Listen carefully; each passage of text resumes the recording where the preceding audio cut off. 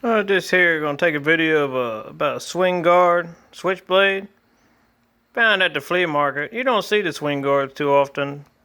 I've seen some of these models around, not too much, but these are like cheap models, but they're pretty robust. I like the handles on these ones. They got texture on them. They're hard plastic, but the metal is just stamped out, stamped right here. They call it a swing guard because the guard is on here. Usually on a switchblade, the guard is on the bolsters right here. But they'll jam up in your pocket. But this one, see, no sharp edges. It comes in and out of your pocket easy. Got a little lanyard on the back so you can put a rope or something so you can pull it out. And these ones right here, these particular ones, I don't know who made these. Usually they're made in Italy. China's copying so many of these, they'll be Chinese, or they'll be copies. I'm not, but these ones, these are older ones right here. I've seen these around. These are like from the 80s, I guess. I can just tell by the quality and what I've heard from people. But they're still pretty neat. I do like these versions right here. They got a halfway decent, even though these are cheap made. These ones right here, they got a nice spring in them. I ain't seen too many springs break on these. The Chinese ones, the springs will pop. And then now the real Italian ones, they got carbon steel, really well made, nice springs. Let's show you how to swing guard. It's got a lock up here. Pull the lock down, hit the button, comes out. Got the guard right here, keeps your hand from going up. This is a larger version knife right here.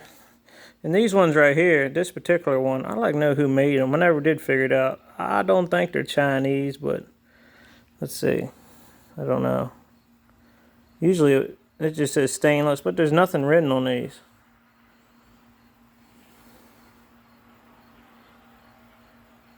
And you don't see these around too much. The Chinese ones, the cheap Chinese Italian copies, they don't have the swing guard. I don't know why. I guess the swing guard isn't too popular. I always like the swing guard though. It's kind of neat. It's made, the swing guard is made like this because on the Italian switchblade, the bolster's got the little guard up here, and it catches on your pocket, and they're actually sharp and pointed. So the swing guard was supposed to, with this lanyard on the back, you could hook a string to it, pull it out of your pocket quick or whatever. You see it's smooth, nothing's gonna get up in there, pull on your pocket. Swing guard smooth right here, the guard only out when you open it. So keeps your hands, you can put for jabbing and all that. This is a larger version. I haven't seen one like this.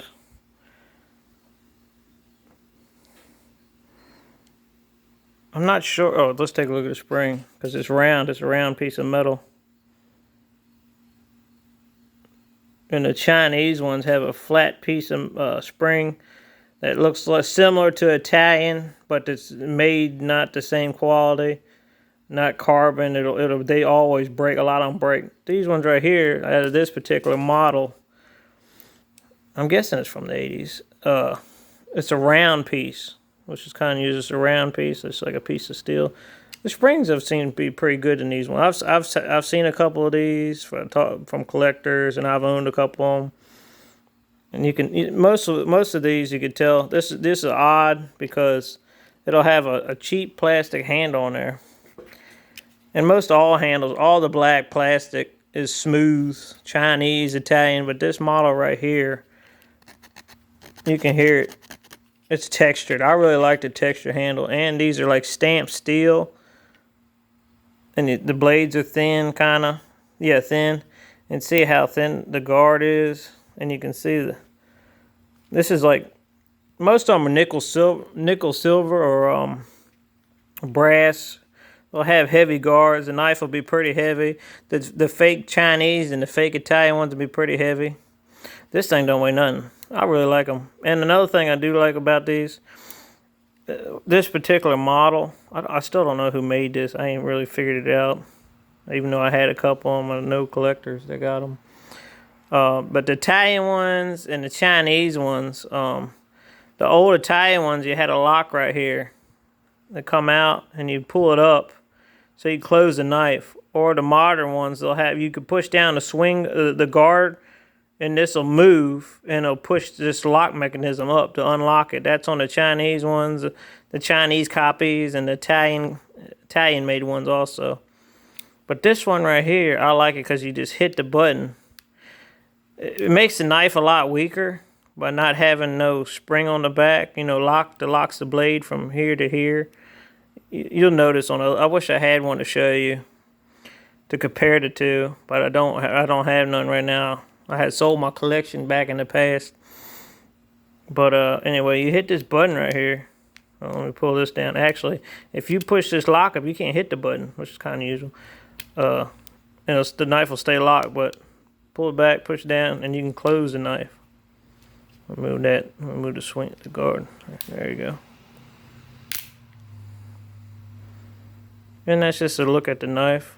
Thought it was pretty cool. I haven't had one of these in a while. I'd say this knife is from the 80s. I'm not sure if it's a Chinese reproduction or just an industrial version of a switchblade. I don't know, but pretty neat.